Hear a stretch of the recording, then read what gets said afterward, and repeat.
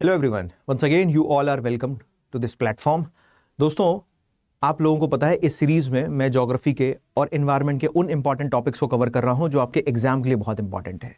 आप prelims exam उठा के देखो, वहां से एक ना एक क्वेश्चन जरूर मिलेगा। In my previous video I discussed about the peninsular plateau, peninsular mountain and their peaks. आज के इस वीडियो में मैंने जो टॉपिक उठाया है, थंबनेल में आप देख चुके हैं, ये है एनवायरनमेंट का topic, biosphere reserve of India. दोस्तों, बायोस्फीयर रिजर्व ऑफ इंडिया से हर साल आपको प्रीलिम्स एग्जाम में एक क्वेश्चन या हो सकता है कई बार दो क्वेश्चन भी देखने को मिल सकते हैं।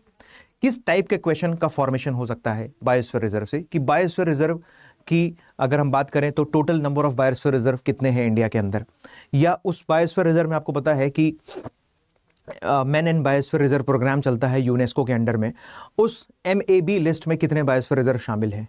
दूसरा क्वेश्चन ये बनता है। तीसरे टाइप का क्वेश्चन बनता है कि कौन सा बायोस्फीयर रिजर्व कौन से स्टेट में है, तो 4 बायोस्फीयर रिजर्व का नाम दे देगा और स्टेट दे देगा, आपको मैच द फॉलोइंग में बताना होगा। फोर्थ टाइप ऑफ क्वेश्चन बनता है बायोस्फीयर रिजर्व है, कौन से बायोस्फीयर रिजर्व में कौन सी इंपॉर्टेंट फ्लोरा और फौना देखने को मिलते हैं, कौन से स्पीसीज देखने को मिलते हैं।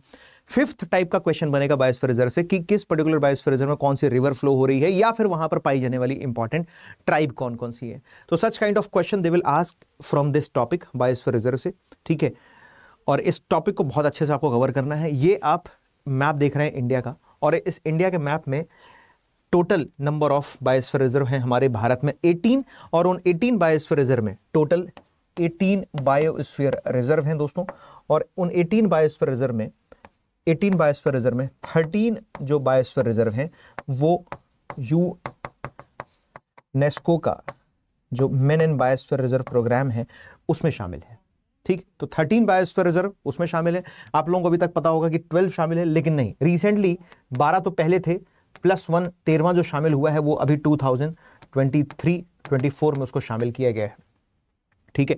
कोल्ड बायोस्फीयर रिजर्व जो हिमाचल प्रदेश में है।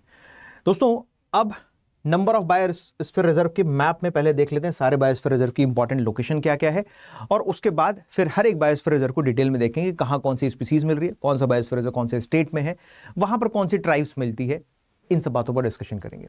सबसे पहले दोस्तों मैं स्टार्ट कर रहा हूं top most biosphere reserve India में जो आपको देखने को मिल रहा है, ये है दोस्तों कोल्ड डेजर्ट जो हिमाचल प्रदेश में है, पिन वैली के पास में। This is cold biosphere reserve, और ये कोल्ड बायोस्फीयर रिजर्व दोस्तों मिलता है आपको हिमाचल प्रदेश में।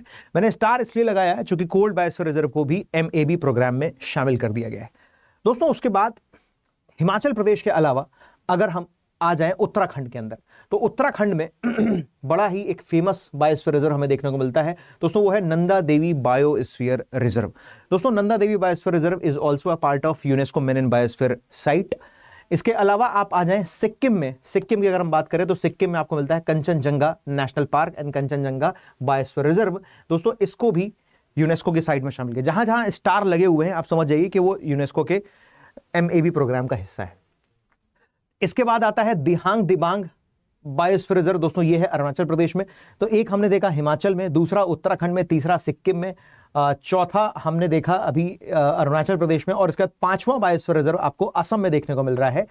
5वां बायोस्फीयर रिजर्व आपको असम में देखने को मिल रहा है। और असम वाला दोस्तों ये जो बायोस्फीयर रिजर्व है ये है मानस बायोस्फीयर रिजर्व। ध्यान रखिएगा, इंपॉर्टेंट है। और यही मानस बायोस्फीयर रिजर्व में डिब्रू साइखोवा बायोस्फीयर रिजर्व भी आपको देखने को मिलता है, ठीक। डिब्रू साइखोवा नेशनल पार्क भी है असम में, और डिब्रू साइखोवा बायोस्फीयर रिजर्व और मानस बायोस्फीयर रिजर्व भी आपको यहां पर देखने को मिल रहा है।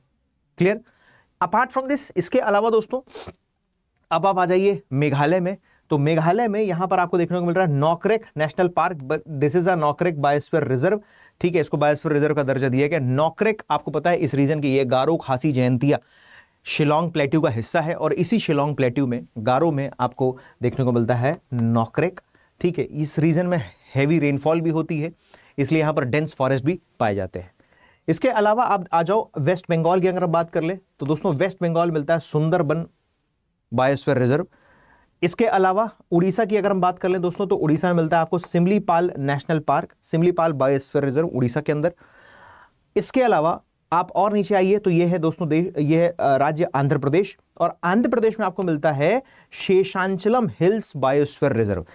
सिमलीपाल यूनेस्को की साइट में शामिल है, बट शेषांचलम यूनेस्को की साइट में शामिल नहीं है, ठीक है। तमिलनाडु के अंदर देखें, तमिलनाडु में हमको 2-3 बायोस्फीयर रिजर्व देखने को मिल जाते हैं। पहला तो आपको तमिलनाडु में एक आपको बायोस्फीयर रिजर्व यहां देखने को मिल रहा है, gulf of Mannar biosphere reserve, ठीक, जो श्रीलंका और इंडिया दोनों के साथ शेयर कर रहा है अपना एरिया। अपार्ट फ्रॉम दिस यहां अंडमान निकोबार रीजन में तुम देखोगे तो great Nicobar biosphere reserve again UNESCO की साइट का हिस्सा है, एमएबी का हिस्सा है। यहां पर आप देखिएगा तो अगस्त्या मलाई बायोस्फीयर रिजर्व, अगस्त्या मलाई बायोस्फीयर रिजर्व आपको दो स्टेट्स में, ध्यान रखिएगा, अगस्त्या मलाई biosphere reserve Kerala and Tamil Nadu दो राज्यों में फैला हुआ है। देन उसके बाद हम बात करते हैं दोस्तों नीलगिरी बायोस्फीयर रिजर्व की। नीलगिरी पीक भी है, नीलगिरी माउंटेन भी है, पिछली वीडियो में मैंने आपके इसके बारे में चर्चा भी करी थी। और दोस्तों ये जो नीलगिरी बायोस्फीयर रिजर्व, ध्यान से सुनिएगा, नीलगिरी बायोस्फीयर रिजर्व तमिलनाडु, केरला और कर्नाटक तीन राज्यों में फैला हुआ है। नीलगिरी बायोस्फीयर रिजर्व भारत का सबसे पहला बायोस्फीयर रिजर्व है दोस्तों, ये जो यूनेस्को की साइट में शामिल हुआ, ठीक।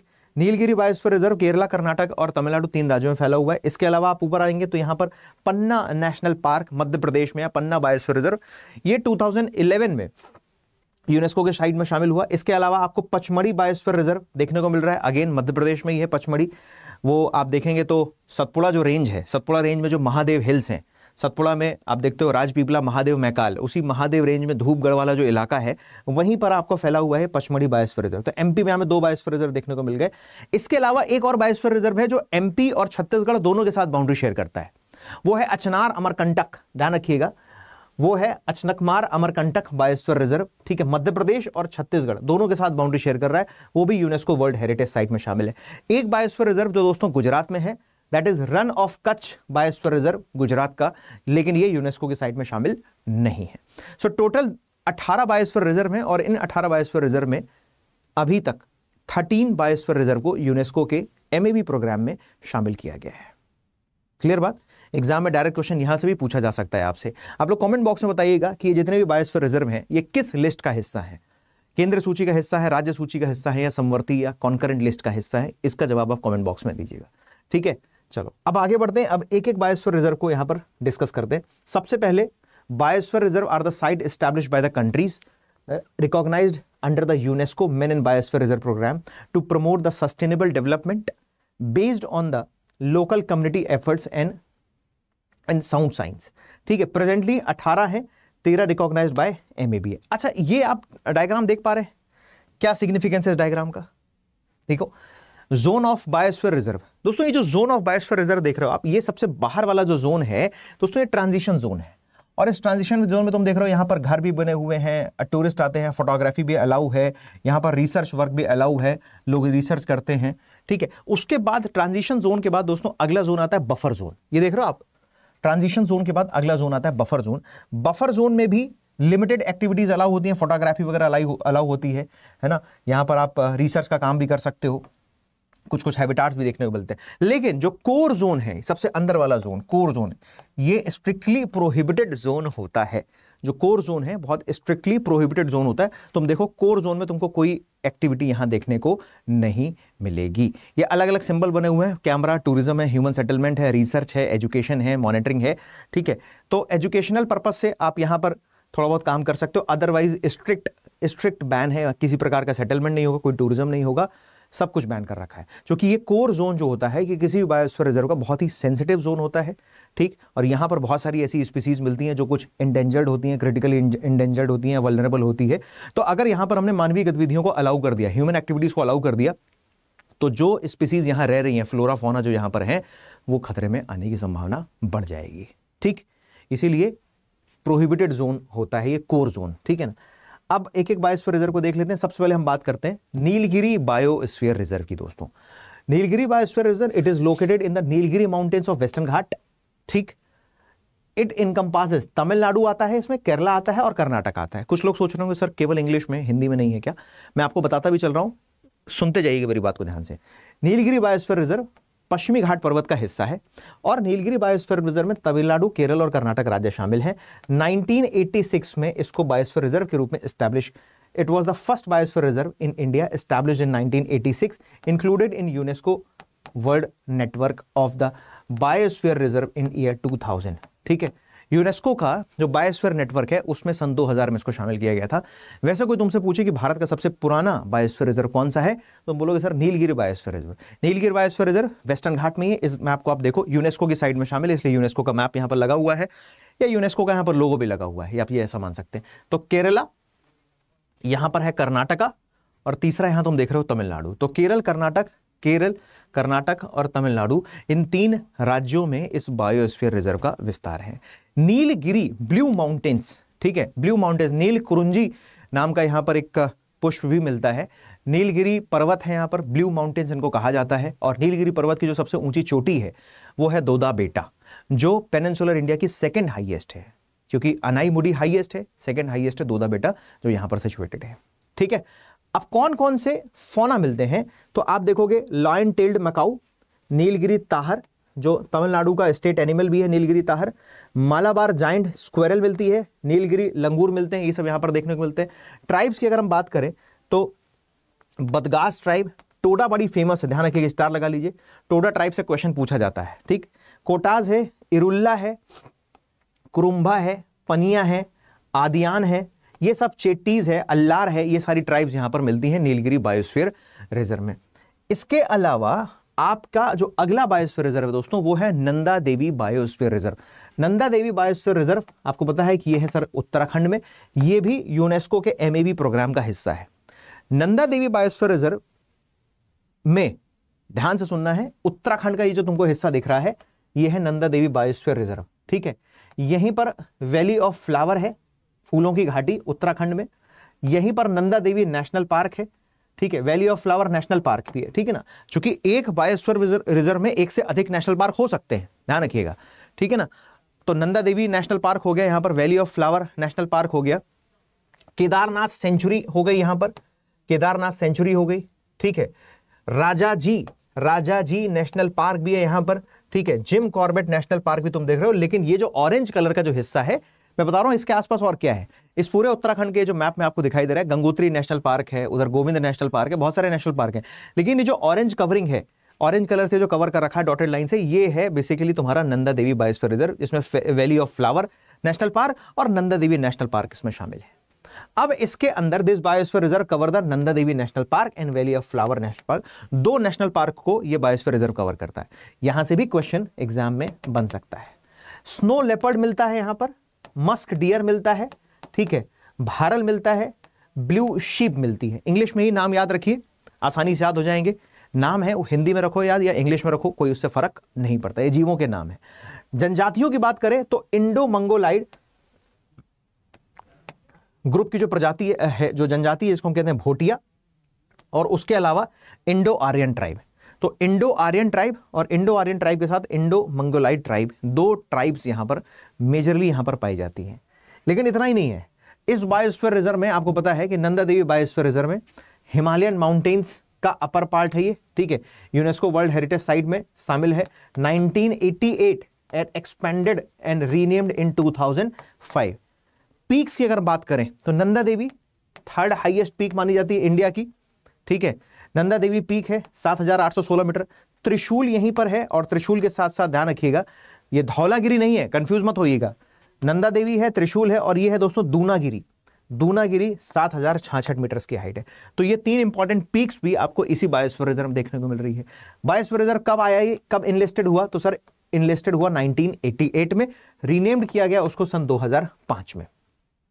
ठीक, नौकरेक बायोस्फीयर रिजर्व की हम बात कर लेते हैं। अब दोस्तों नौकरेक की बात हो रही है, नौकरेक कहां पर है सर? नौकरेक तो गारो खासी जयंतिया, हमारे पेनिनसुलर प्लेट्यू का जो ईस्टवर्ड एक्सपेंशन है, तो पेनिनसुलर प्लेट्यू का जो ईस्टवर्ड एक्सपेंशन है इसको हम शिलोंग प्लेट्यू या कार्बी एंगलोंग प्लेट्यू भी के नाम से भी जानते हैं। दोस्तों ये वही प्लेट्यू है, और उसी प्लेट्यू पर सिचुएटेड है पीक जिसका नाम है Nokrek. 1412 metre is the highest peak of the Garo hills. देखो ये पूरा तुम्हारा शिलोंग प्लेट्यू है, इसमें यहां पर है गारो, दिस इज खासी and this is Jaintia. This is Garo, this is खासी एंड दिस इज जयंतिया। गारो, खासी एंड जयंतिया 3। वेजिटेशन की बात करते हैं तो अच्छा एवरग्रीन लिखा हुआ है, एवरग्रीन। एवरग्रीन का पर्पस, एवरग्रीन का मतलब क्या होता है? एवरग्रीन मतलब साल भर जो है हरा भरा फॉरेस्ट रहता है, और एवरग्रीन फॉरेस्ट वहीं पर मिलेंगे जहां पर 200 से 400 सेंटीमीटर के बीच में एनुअल एवरेज रेनफॉल मिलेगी। मतलब कहने का मतलब 200 सेंटीमीटर से ज्यादा अगर रेनफॉल मिल रही है तो वहां पर आपको एवरग्रीन फॉरेस्ट देखने को मिलेगा। जैसे इंडिया का वेस्टर्न घाट का जो वेस्टर्न पार्ट है, साउथ वेस्ट मानसून विंड वहीं पर आकर टकराती हैं और वहां पर हेवी रेनफॉल देखने को मिलता है, इसलिए वेस्टर्न घाट में भी एवरग्रीन फॉरेस्ट देखने को मिलते हैं। सेम ऐसे ही नीचे तुम देखोगे तो अंडमान निकोबार में भी एवरग्रीन फॉरेस्ट देखने को मिल रहे हैं। बिकॉज वहां पर हैवी रेनफॉल हो रहा है। नॉर्थ ईस्ट चले जाओ, मेघालय चले जाओ, अरुणाचल प्रदेश का कुछ हिस्सा है, मिजोरम का कुछ हिस्सा है, यहां पर भी आपको एवरग्रीन फॉरेस्ट मिलते हैं। क्यों? क्योंकि रेनफॉल 200 सेंटीमीटर से ज्यादा है। आई होप ये पॉइंट आप लोगों को क्लियर हुआ होगा। कौन कौन सी प्रजातियां मिलती हैं, कौन कौन सी स्पीसीज हैं? रेड पैंडा, ठीक है, इंडेंजर्ड, EN लिखा है, EN मतलब इंडेंजर्ड कैटेगरी में है ना। ये कौन डिसाइड करता है कि कौन इंडेंजर्ड है, कौन सा क्रिटिकली इंडेंजर्ड है, कौन सा वल्नरेबल है, कौन सा एक्सटिंक्ट है? दोस्तों ये डिसाइड करता है IUCN। IUCN ने एक रेड डेटा बुक जारी कर रखी है, रेड डेटा बुक, और उस रेड डेटा बुक में सब मेंशन्ड है, ठीक है। International union for conservation of nature, और IUCN का जो एस्टैब्लिशमेंट हुआ था वो हुआ था 1948 में, 1948 में IUCN का एस्टैब्लिशमेंट हुआ था, ठीक।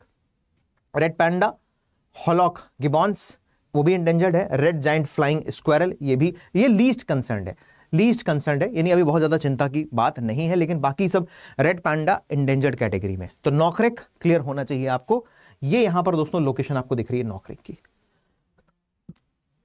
नॉकरेक, गारो हिल्स, ठीक है।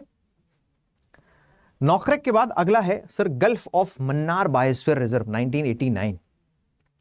कहा जाता है कि अगर एरिया के पॉइंट ऑफ व्यू से बात किया जाए, क्षेत्रफल के दृष्टिकोण से बात करें, तो दोस्तों क्षेत्रफल के दृष्टिकोण से गल्फ ऑफ मन्नार भारत का सबसे बड़ा बायोस्फीयर रिजर्व है। यूनेस्को में तो शामिल है ही है।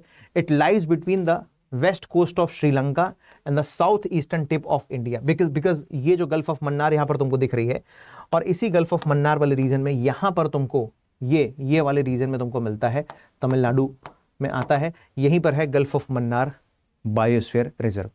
यूनेस्को की साइट में शामिल है। 1989 में इसको बायोस्फीयर रिजर्व का दर्जा दिया गया, ठीक है।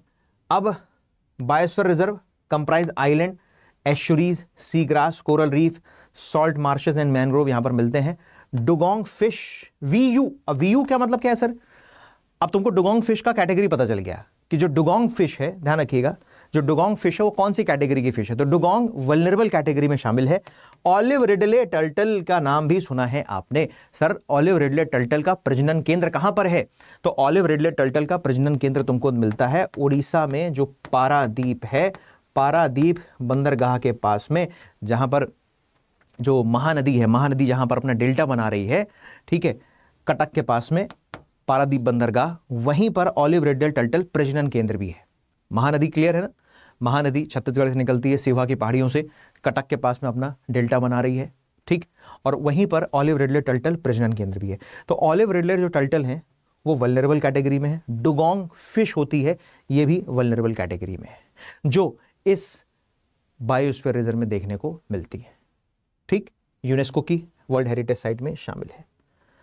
Gulf of Mannar biosphere reserve UNESCO में शामिल है। फ्लोरा फौना के बारे में मैंने आपको बता ही दिया है। खैर आगे आते हैं, सुंदरबन बायोस्फीयर रिजर्व। सुंदरबन जब भी दिमाग में आए तो तुम बिना ज्यादा दिमाग नहीं लगाना है, वेस्ट बंगाल, 1989। अच्छा एक चीज मैं बोलूंगा, मतलब यहाँ पे थोड़ा सा आपसे माफी चाहूंगा कि अगर ईयर में कुछ एक साल का आगे पीछे होता तो प्लीज उसको एक बार क्रॉस चेक वेरीफाई कर लीजिएगा, है ना। या अगर मिसमैच लग रहा है तो कमेंट बॉक्स में जरूर एक बार बता दीजिएगा, ठीक। I am highly apologised for that कि अगर कहीं पर ईयर की अगर कोई गलती है तो। वैसे मैंने अपनी पूरी समझ में ऑथेंटिक सोर्स से सारे ईयर निकाल के रखे हैं ताकि कोई मिस्टेक ना हो। It is located in the delta of Ganga, south of Kolkata, bordering Bangladesh in east, provided the habit of to threatened royal Bengal tiger. EN का मतलब क्या है? Endangered category. इंडेंजर्ड को हिंदी में बोलते हैं संकटग्रस्त श्रेणी में दोस्तों ये शामिल है। तो सुंदरबन बायोस्फीयर रिजर्व में क्या क्या है? सुंदरबन नेशनल पार्क, ठीक है, फिर उसके बाद है सजने खली wild life century, Lothian wild life sanctuary and Haliday wild life century. तो इन सब सेंचुरी से और नेशनल पार्क से को शामिल करता हुआ कंप्लीट यहां पर बना हुआ है सुंदरबन बायोस्फीयर रिजर्व, ठीक। सुंदरबन बायोस्फीयर रिजर्व में ध्यान रखना है जो पाई जाने वाली ट्राइब्स हैं, मुंडा है, संथाल है, ठीक है, भूमिज है और ओरॉन है। ये ट्राइब्स यहां पर हमें देखने को मिलती हैं, इतना याद रखिएगा। क्लियर बात?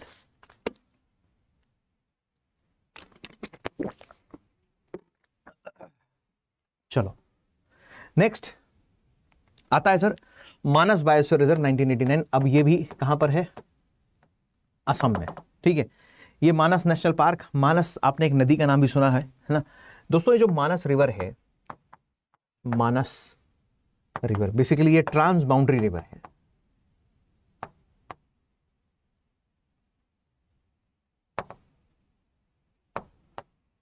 मानस कैसी रिवर है सर? मानस ट्रांस बाउंड्री रिवर है, ये भी याद रखिएगा।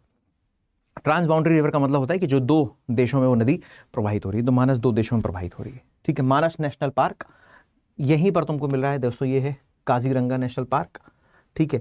ओरांग नेशनल पार्क के बारे में आपने सुना ही है, ठीक। आइए इसके बारे में देखते हैं।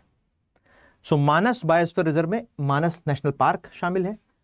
It is a contiguous with the royal Manas national park in Bhutan. Manas is famous for the population of wild water buffalo, ये भी इंडेंजर्ड कैटेगरी में शामिल है, स्टार लगा लीजिए। Wild water buffalo. Rare and endemic wild life, Assam roofed turtle, hispid hare, golden langur, यहां से question पूछा गया है एक बार, गोल्डन लंगूर। गोल्डन लंगूर किस कैटेगरी? अच्छा, अब जैसे क्वेश्चन बन सकता है कि सर गोल्डन लंगूर कहां मिलता है? गोल्डन लंगूर निम्नलिखित में से किस बायोस्फीयर रिजर्व मिलता है? क्वेश्चन फ्रेम होगा कि गोल्डन लंगूर निम्नलिखित में से किस बायोस्फीयर रिजर्व? तुमको पता होना चाहिए कि सर वो गोल्डन लंगूर असम जो बायोस्फीयर रिजर्व, असम में मानस बायोस्फीयर रिजर्व वहां पर है। ये सब यहां पर पिग्मी हॉग मिलता है। राइनोसोरस के बारे में आप जानते ही हैं, ठीक है। Elephant and Bengal florican critically endangered category में शामिल किया गया उसको। मानस बायोस्फीयर रिजर्व के बाद अगला आता है ग्रेट निकोबार बायोस्फीयर रिजर्व। दोस्तों मानस तो उसमें शामिल नहीं था मैप में, MAB में, लेकिन जो ग्रेट निकोबार बायोस्फीयर रिजर्व है ये यूनेस्को की साइट में शामिल है। Campbell national park, Campbell bay national park और Galathea national park. Vegetation tropical wet evergreen forest, जाहिर सी बात है यहां पर बारिश होती है ज्यादा, तो इस पूरे रीजन में आपको एवरग्रीन फॉरेस्ट देखने को मिलते हैं, ठीक। माउंट थुलियार है, कमेंट बॉक्स में बताइएगा माउंट थुलियार क्यों फेमस है। यहां पर लिखा हुआ है ये माउंट थुलियार, देख रहे हैं ना आप, माउंट थुलियार। आप कमेंट बॉक्स में बताइएगा माउंट थुलियार क्यों फेमस है। और ये पूरा जो एरिया दिख रहा है आपको, ये है biosphere reserve, Nicobar biosphere reserve, ठीक, ग्रेट निकोबार बायोस्फीयर रिजर्व, ठीक। उसके बाद सिमलीपाल बायोस्फीयर रिजर्व। सिमलीपाल दोस्तों, सिमलीपाल बायोस्फीयर रिजर्व कहां पर है? तो याद रखना है सिमलीपाल बायोस्फीयर रिजर्व उड़ीसा में है, जो यूनेस्को की साइट में शामिल है। अब देखो सिमलीपाल बायोस्फीयर रिजर्व में ये सिमलीपाल वाइल्ड लाइफ सेंचुरी, ठीक, ये है सिमलीपाल नेशनल पार्क। तो इसका मतलब सिमलीपाल बायोस्फीयर रिजर्व जो है, सिमलीपाल वाइल्ड लाइफ सेंचुरी वन्यजीव अभ्यारण्य और सिमलीपाल राष्ट्रीय उद्यान, इन दोनों से मिलकर पूरा ये क्षेत्र तैयार किया गया होगा। यहीं पर तुम देख रहे हो तो उड़ीसा में ही एक और इंफॉर्मेशन हमें यहां मिलती है, भितरकनिका नेशनल पार्क। ये देख रहे हैं आप, भितरकनिका। भितरकनिका के बाद Gahirmatha marine wild life century. दो और आपको यहां पर याद करने हैं उड़ीसा में। हालांकि ये बायोस्फीयर रिजर्व नहीं है, लेकिन फिर भी तुम्हारे दिमाग में तुमको क्लियर होना चाहिए कि जो भितरकनिका नेशनल पार्क है सर उड़ीसा में है। उसके बाद यहां पर गहिरमाथा जो मैराइन वाइल्ड लाइफ सेंचुरी है, ये भी कहां है? ये मैराइन वाइल्ड लाइफ सेंचुरी ये भी उड़ीसा में है। सिमलीपाल नेशनल पार्क तो उड़ीसा में है ही है, सिमलीपाल वाइल्ड लाइफ सेंचुरी भी उड़ीसा में है, और सिमलीपाल बायोस्फीयर रिजर्व 1994 में शामिल किया गया, और ये दोस्तों यूनेस्को वर्ल्ड हेरिटेज साइट में शामिल है। अब ये देखना है इसमें कि सिमलीपाल बायोस्फीयर रिजर्व में क्या क्या देखने को। It includes the Mayurbhanj elephant reserve, Simlipal tiger reserve, ठीक है, हदराघाट वाइल्ड लाइफ सेंचुरी, ठीक है। और उसके बाद ट्राइब्स की बात करेंगे तो ये सारी ट्राइब्स यहां पर देखने को आपको मिलती है, जिसमें आपसे मुंडा और गोंडा, होम, गोंडा और मुंडा ट्राइब का नाम आपने सुना हुआ है, चर्चा में रहती हैं ट्राइब्स। फौना कौन कौन से हैं? तो रॉयल बंगाल टाइगर है, जो कि पश्चिम बंगाल से लगी हुई सीमा है। उसके बाद वाइल्ड एलिफेंट्स हैं, गॉर्स हैं, वल्नरेबल है, इंडियन बाइसन भी देखने को यहां पर मिलता है ना, इंडियन बाइसन भी देखने को मिलता है, ठीक। नेक्स्ट दिहांग दिबांग बायोस्फीयर रिजर्व। अब दिहांग दिबांग नाम आते ही आपके दिमाग में दिहांग नदी याद आती होगी, और दिहांग नदी वही नदी है जो यांग्याप दर्रे से भारत में एंटर करती है, इसीलिए ये बायोस्फीयर रिजर्व दोस्तों डेफिनेटली कहां पर होगा? तो ये बायोस्फीयर रिजर्व है अरुणाचल प्रदेश में, अरुणाचल प्रदेश में, located in Arunachal Pradesh, establish in 1998, ठीक है। The Mouling national park and the Dibang wild life century में ही ये लोकेटेड है, और उसी से को कंबाइन करके यहां पर ये बायोस्फीयर रिजर्व बना हुआ है। ये इसकी आप लोकेशन देख सकते हैं यहां पर, ये है दोस्तों दिहांग दिबांग बायोस्फीयर रिजर्व। ये नदी का नाम पता है ना आप लोगों को? दिहांग जो रिवर है ये बेसिकली जब यारलुंग रिवर इंडिया में एंटर करती है, अरुणाचल प्रदेश में यांगयाप दर्रे से एंटर करती है, तो उसको दिहांग रिवर के नाम से जाना था। फिर जब वो उसके बाद असम में एंटर करती है तो फिर वो ब्रह्मपुत्रा रिवर बनती है। ठीक है ना, तो ये एक आप याद रखिएगा। ठीक, नेक्स्ट दिहांग दिबांग में क्या क्या मिलता है, तो मेजर जो फ्लोरा है टैकिन वल्नरेबल है, और रेड पैंडा भी यहां पर मिलता है। रेड पैंडा की कैटेगरी याद रखिएगा दोस्तों, इंडेंजर्ड कैटेगरी है, संकटाग्रस्त कैटेगरी में शामिल है। डिब्रू साइखोवा बायोस्फीयर रिजर्व छोटा सा बायोस्फीयर रिजर्व है। ठीक है, ये फोटो गलत लगी हुई है, ध्यान रखिएगा, ये डिब्रू साइखोवा की फोटो गलत लगी हुई है, सिमली फाल की फोटो लगी हुई है, जबकि ये डिब्रू साइखोवा होना चाहिए था यहां पर। ठीक, फोटो एक दो जगह और गलत लग गई है क्या, अच्छा कोई बात नहीं। तो डिब्रू साइखोवा नेशनल पार्क याद रखिएगा, डिब्रू साइखोवा बायोस्फीयर रिजर्व कहां पर है, भूलना नहीं है, गलती नहीं करना है। ठीक है, बंगाल टाइगर है, क्लाउडेड लेपर्ड यहां पर मिल रहा है, गैंगेटिक डॉल्फिन भी यहां पर मिलती है, और गैंगेटिक डॉल्फिन की जो कैटेगरी है वो ध्यान रखिएगा EN, एंडेंजर्ड। ठीक है, समझ में आई बात क्या? चलो, असम में ही है, ध्यान रखिएगा। पचमढ़ी बायोस्फीयर रिजर्व, ये मैप गलत लगा हुआ है, पचमढ़ी बायोस्फीयर रिजर्व यूनेस्को की साइड में शामिल है, मध्य प्रदेश में है ना। मध्य प्रदेश में भी जो सतपुड़ा रेंज का जो महादेव की पहाड़ियां हैं, महादेव की पहाड़ियां हैं, उसी महादेव की पहाड़ियों में जहां पर आपको धूपगढ़ भी देखने को मिलता है, which is the highest point of this region, वहां पर है ये। ठीक, तो Pachmarhi biosphere reserve, Satpura national park, Bori wild life sanctuary and Pachmarhi wild life sanctuary, तीन चीजें इसमें शामिल है, तीन इसमें हिस्से शामिल है। Satpura national park, Bori wild life sanctuary and Pachmarhi wild life sanctuary lies in the centre of the Satpura range. The highest peak is the Dhupgarh 1352।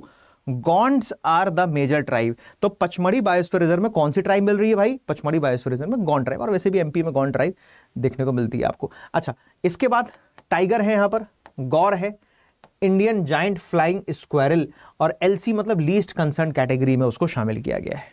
ठीक है ना, चलो नेक्स्ट है। इसके बाद बात आती है सर कंचनजंगा बायोस्फीयर रिजर्व की। सर कंचनजंगा नाम में ही क्लियर है क्योंकि कंचनजंगा है सिक्किम में। सो ये बायोस्फीयर रिजर्व भी कहां पर है sir? This biosphere reserve is in Sikkim, UNESCO world heritage site में शामिल है। कहां पर है ये? यूनेस्को वर्ल्ड हेरिटेज साइट में शामिल है।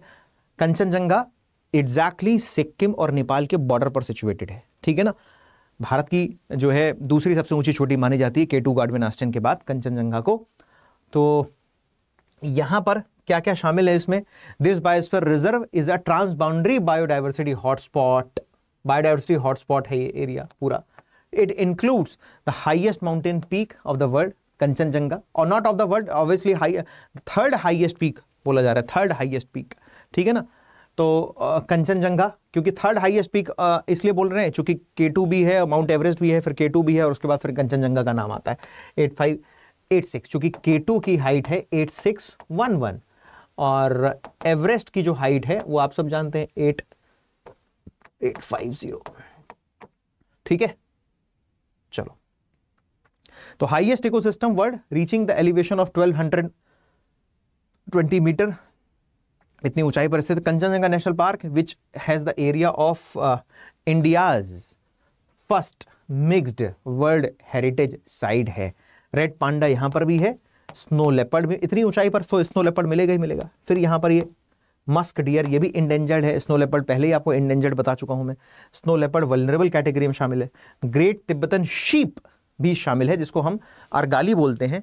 ठीक है, ध्यान रखिएगा, नॉट थ्रेटेंड यानी खतरे में अभी नहीं है, नॉट थ्रेटेंड खतरे में शामिल नहीं है। ये सब मेजर फ्लोरा फोना यहां पर देखना। अगस्त्या मलाई बायोस्फीयर, अगस्त्या मलाई आप तब भी पढ़ते हो जब आप भारत की, दक्षिण भारत की सारे माउंटेन्स और उनकी पीक्स के बारे में पढ़ते हो। सो दोस्तों अगस्त्या मलाई, अगेन अगस्त्या मलाई का फोटो गलत लगा हुआ है, I am extremely sorry for that, photo change नहीं कर पाया मैं। तो अगस्त्या मलाई बायोस्फीयर रिजर्व 2001 में, ठीक है, और अगस्त्या मलाई बायोस्फीयर रिजर्व ध्यान रखना है, ये इंपॉर्टेंट है।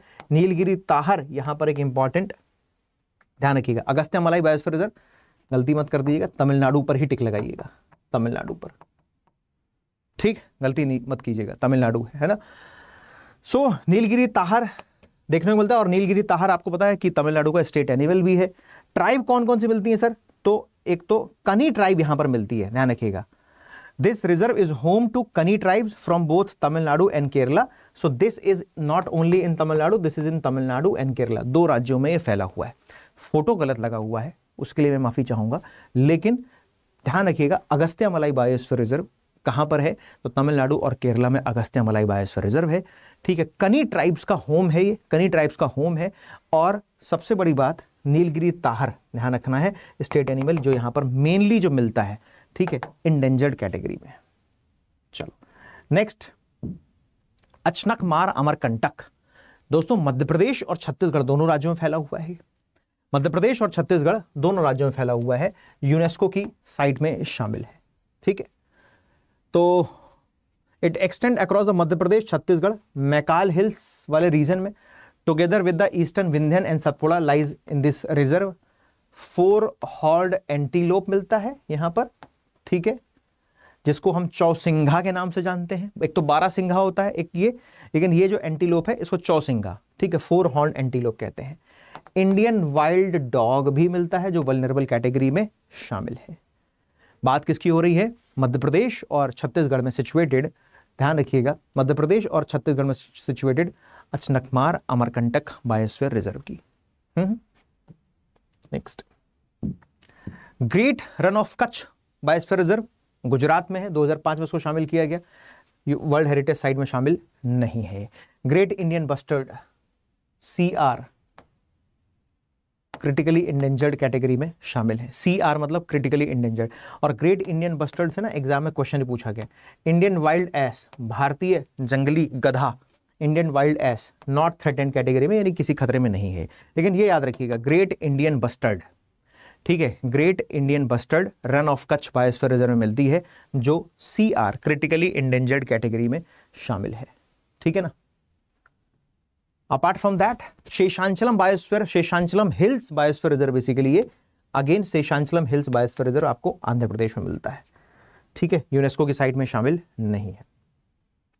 अब बात कर लेते हैं दोस्तों हम पन्ना बायोस्फीयर रिजर्व की. 2001 में इसको यूनेस्को की साइट में शामिल किया गया और पन्ना बायोस्फीयर रिजर्व का एस्टैब्लिशमेंट भी इसी साल में हुआ.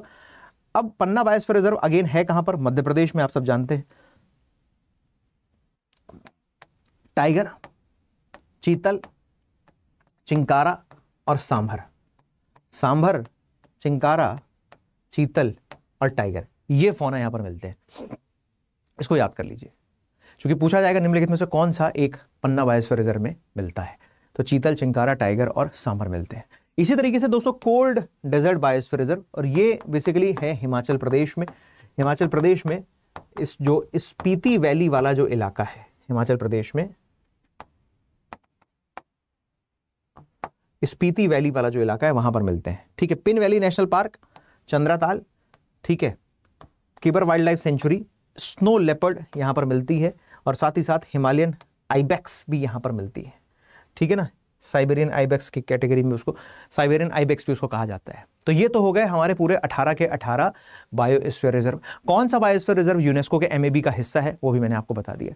दोस्तों इसके बाद silent salient flora fauna of the biosphere reserve in India. ये एक, देखो मेरी बात सुनो, एक तो उधर मैंने आपको हर बायोस्फीयर रिजर्व बता ही दिया.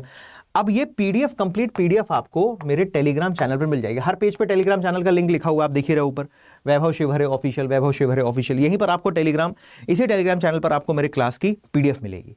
और इसी PDF में मैंने जानबूझकर ये पूरी टेबल शामिल कर दी है कि salient flora and fauna of the particular biosphere reserve, कौन से बायोस्फीयर रिजर्व में कौन सा फ्लोरा फौना मिल रहा है. तो सर जी नीलगिरी में ये लिखा हुआ है पूरी एक टेबल में. आगे आपका नंदा देवी में ये मिल रहा है, गल्फ ऑफ मन्नार में आपको ये मिल रहा है, नौकरेक में ये है, सुंदरबन में ये मिल रहा है आपको, है ना.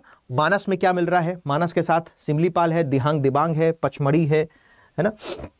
अचनकमार में क्या मिल रहा है, रन ऑफ कच्छ में, कोल्ड डेजर्ट में, कंचनजंगा में क्या मिल रहा है. तो सारा पूरी सूची, अगस्त्यामलाई में, ग्रेट निकोबार में, डिब्रू साइखोवा में, शेषांचलम हिल्स में और पन्ना में क्या क्या देखने को मिल रहा है. तो अगर आपको एक एक बायोस्फीयर रिजर्व को पेज खोलोगे और पढ़ोगे तो हो सकता है टाइम लग जाए. तो मैंने लास्ट में पूरी टेबल बना दी है, आप इस टेबल को रेफर करेंगे, आपका काम थोड़ा सा और आसान हो जाएगा, है ना. आइए कुछ क्वेश्चंस की भी प्रैक्टिस कर लेते हैं. बायोस्फीयर रिजर्व टॉपिक हमने पढ़ लिया, तो कुछ क्वेश्चंस की प्रैक्टिस कर लेते हैं. पचमढ़ी बायोस्फीयर रिजर्व के संदर्भ में निम्नलिखित कथनों से कौन सा सही है. यह मध्य प्रदेश में स्थित है. इसे 2009 में यूनेस्को के विश्व बायोस्फीयर रिजर्व नेटवर्क में शामिल किया गया था. इसमें सतपुड़ा राष्ट्रीय उद्यान भी शामिल है. बताइए. कमेंट बॉक्स में इसका जवाब जरूर दीजिएगा। वैसे दोनों यहां पर दिए हुए तीनों ही स्टेटमेंट अपने आप में सही हैं, तो डी ऑप्शन पर टिक लगा देता हूं मैं, तीनों स्टेटमेंट यहां पर दिए हुए सही हैं। नेक्स्ट क्वेश्चन पर आते हैं, इनमें से कौन सा बायोस्फीयर रिजर्व यूनेस्को के विश्व बायोस्फीयर रिजर्व का हिस्सा नहीं है? तो ग्रेट निकोबार तो शामिल है, ठीक है, अगस्त्य मलाई भी शामिल है, तमिलनाडु में है, ठीक है। लक्षद्वीप कोई बायोस्फीयर रिजर्व नहीं है, तो सी ही सही होगा, और सुंदरबन वेस्ट बंगाल में है, और ये भी MAB प्रोग्राम का हिस्सा है, तो सी ऑप्शन सही हो जाएगा, क्योंकि लक्षद्वीप कोई बायोस्फीयर रिजर्व है ही नहीं।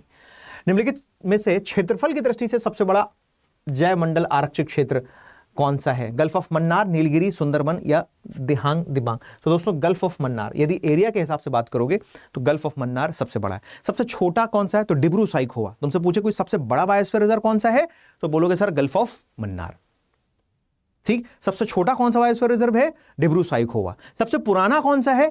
Nilgiri biosphere reserve. Are you getting my point? Recently list में कौन शामिल हुआ? Panna tiger reserve, Panna biosphere reserve. समझ पा रहे हैं मेरी बात को आप? तो ये 4 फैक्ट्स भी आपको अपने दिमाग में रखने हैं, याद रखने हैं। नेक्स्ट क्वेश्चन है, बायोस्फीयर रिजर्व में निम्नलिखित में से कौन सा क्षेत्र सतत मानवीय गतिविधियों की अनुमति देता है? Which of the following zone in the biosphere reserve allows the sustainable human activity? Core में, बफर में, संक्रमण में, बी और सी दोनों में? बताओ। अभी थोड़ी देर पहले जब मैंने इस क्लास की शुरुआत करी थी तो आपको बताया था कि कोर जोन क्या है, बफर जोन क्या है और ट्रांजिशन जोन क्या है। दोस्तों जो कोर जोन होता है वहां पर किसी भी प्रकार की मानवीय गतिविधि शामिल नहीं होती, लेकिन हाँ जो बफर एंड ट्रांजिशन जोन है इसमें शामिल होते हैं। तो डी ऑप्शन यहां पर सही होगा, क्योंकि बफर जोन और ट्रांजिशन जोन में सस्टेनेबल ह्यूमन एक्टिविटीज अलाउ है। सस्टेनेबल, ध्यान रखिएगा, सस्टेनेबल ह्यूमन एक्टिविटीज अलाउ है। नेक्स्ट क्वेश्चन पर डिस्कशन करते हैं। 2023 में यूनेस्को की सूची में शामिल होने वाला लेटेस्ट बायोस्फीयर रिजर्व कौन सा था? 2023 में जो लेटेस्ट बायोस्फीयर रिजर्व शामिल किया गया दोस्तों वो है cold desert biosphere reserve is in Himachal Pradesh. 2023 में शामिल किया गया, और इसके बाद ये जो है 13वें नंबर का MAB बन गया है। कंचनजंगा पहले से था, ये अभी तक इनलिस्टेड नहीं है MAB में, ये दोनों पहले से लिस्टेड थे, ठीक है, वो दोनों पहले से लिस्टेड थे। नेक्स्ट आगे बढ़ते हैं और इस क्वेश्चन पर हम डिस्कशन करते हैं, और ये लास्ट क्वेश्चन है, कौन सा बायोस्फीयर रिजर्व पिचर प्लांट, जिसको हम नेपथेंस खासियान की उपस्थिति के लिए जाना जाता है, बताइए कौन सा बायोस्फीयर रिजर्व इसमें पिचमेंट प्लांट के लिए जाना जाता है? बताएं। इस क्वेश्चन का जल्दी से फुर्ती में जवाब दीजिए।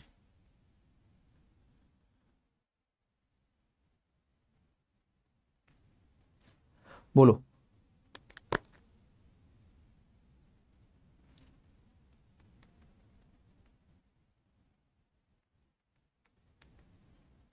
अच्छा क्वेश्चन है ये।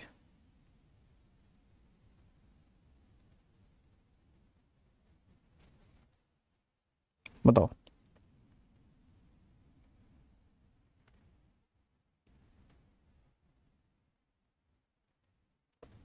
पिचर प्लांट के बारे में आपने सुना होगा,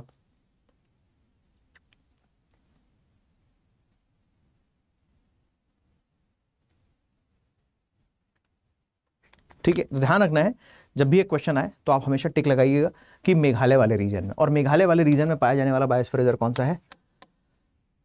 नॉकरेक, ठीक है, उस बायोस्फीयर रिजर्व में ही मिलता है। दोस्तों अगर इस क्लास की कंप्लीट PDF चाहिए तो आप मेरे टेलीग्राम चैनल पर मुझे संपर्क कर सकते हैं, आप वहां कनेक्ट हो सकते हैं। आप जैसे इस लिंक पर क्लिक करेंगे या टेलीग्राम पे इतना सर्च करेंगे, इन दोनों को सर्च करेंगे तो आपको 2 अलग अलग टेलीग्राम मिलेंगे। दोनों ही मेरे ग्रुप हैं, एक ग्रुप है एक चैनल है।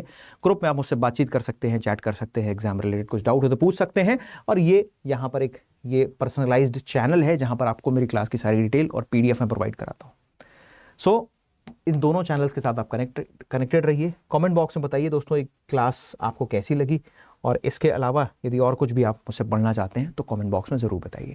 ये सीरीज़ कंटिन्यू रहेगी एग्जाम तक, ताकि आपके एग्जाम के लिए जो जो भी महत्वपूर्ण टॉपिक है उन सारे टॉपिक्स में पूरा कराता हो। चलो, thank you so much, God bless you all.